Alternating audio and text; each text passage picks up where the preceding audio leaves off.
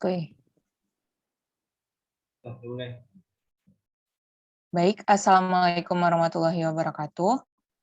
Kami dari kelompok 5 akan menjelaskan tentang menjual piutang atau factoring.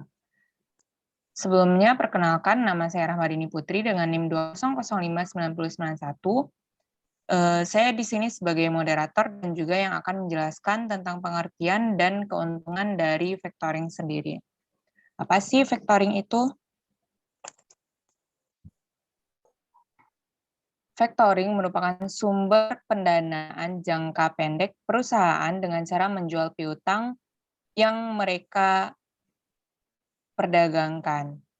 Piutang dijual kepada perusahaan untuk atau bank yang akan mengambil alih risiko penagihan piutang tersebut seandainya ada piutang yang tidak tertagih terhadap perusahaan lain. Selanjutnya, apa aja sih keuntungan dari factoring itu sendiri? Ada beberapa keuntungan dari factoring. Yang pertama yaitu menurunkan biaya produksi. Hal ini dikarenakan pembayaran yang dilakukan lebih cepat, sehingga kegiatan usaha dapat memanfaatkan price discount dan quantity discount dari suatu produk. Yang kedua yaitu membantu meningkatkan sumber kredit, yaitu dengan adanya fasilitas advance payment dari suatu perusahaan. Yang ketiga, meningkatkan daya saing dari dunia usaha, yaitu dengan timbulnya keuntungan melakukan perdagangan secara open account. Selanjutnya ada membantu peningkatan perolehan laba dari dunia usaha. Dan terakhir ada pengambil alihan risiko kerugian dunia usaha jika ternyata tagihan tidak bisa dicairkan. Selanjutnya kerugian factoring yang akan dijelaskan oleh rekan saya. Baiklah, perkenalkan nama saya Selviani Modalisya dengan NIM 200599099.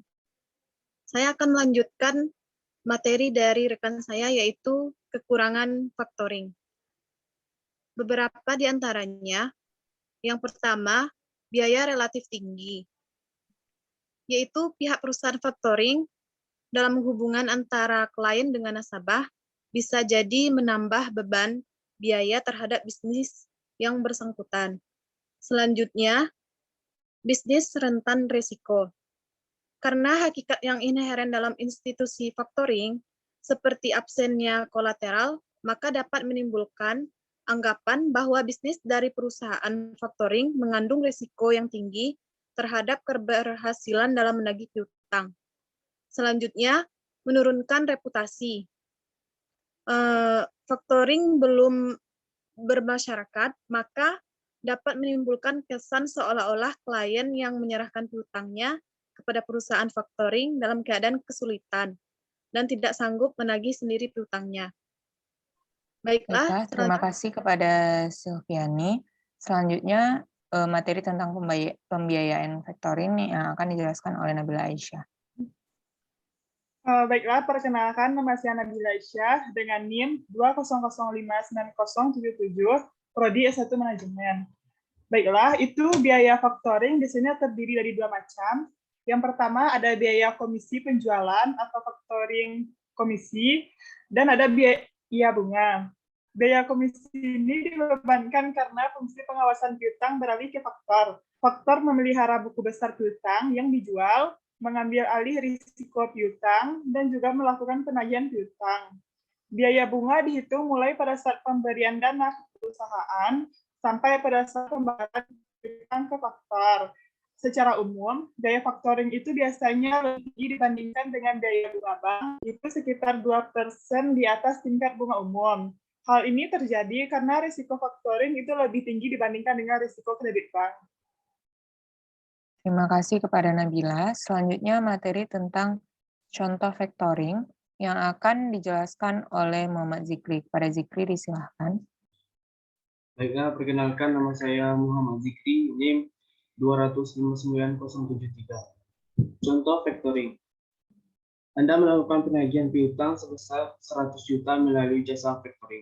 Berdasarkan perjanjian anjak piutang di awal jasa factoring akan menerima diskon sebesar 10% dari total nominal faktur.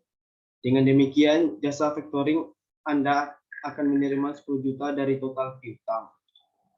Untuk contoh kasus factoring, yaitu pada PT IVS Capital Indonesia atau IFC, merupakan perusahaan anjak piutang yang merupakan berbentuk multi-financial company berfokus pada usaha kecil dan menengah di Indonesia.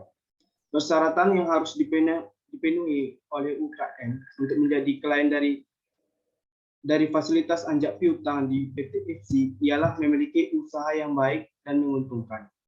IFC melayani transaksi anjak piutang atau with recourse, di mana faktor tidak menanggung risiko atau gagalnya pembayaran dari customer. Maksudnya ialah apabila customer gagal membayar, pilot atau bangkrut, maka faktor tidak menanggung risiko tersebut, melainkan klien yang menanggungnya. Sebagai contoh, apabila pada saat jatuh tempo tagihan, terjadi gagal bayar oleh customer, maka tagihan tersebut wajib dibayar oleh klien kepada faktor. Transaksi anjak piutang dengan recourse sebagai faktor merupakan transaksi pemberian pinjaman dengan jaminan piutang, di mana faktor akan memperoleh jaminan dari klien atas piutang yang tidak terbayar oleh customer. Namun demikian, faktor masih tetap mempunyai risiko kolektabilitas atas pembiayaan piutang yang diberikan kepada klien. Sedangkan bagi klien, transaksi anjak piutang dengan recourse mempunyai substansi yang sama dengan faktor. Dengan demikian, klien akan mengakui anjak piutang sebagai kewajiban dan tetap mengakui piutang retensi dalam laporan keuangannya. Dan juga transaksi anjak piutang with resource, di mana faktor menanggung sepenuhnya risiko pembayaran oleh customer, baik gagal bayar, pilot atau bangkrut, kecuali dalam pengurangan oleh karena rusak atau cacat dalam dasar penagihan yang dikarenakan barang dan jasa dikembalikan atau adanya dispute, faktor tidak menanggung risiko tersebut. Baiklah, sekian presentasi dari kelompok kami. Apabila ada kesalahan mohon dimaafkan. Assalamualaikum warahmatullahi wabarakatuh.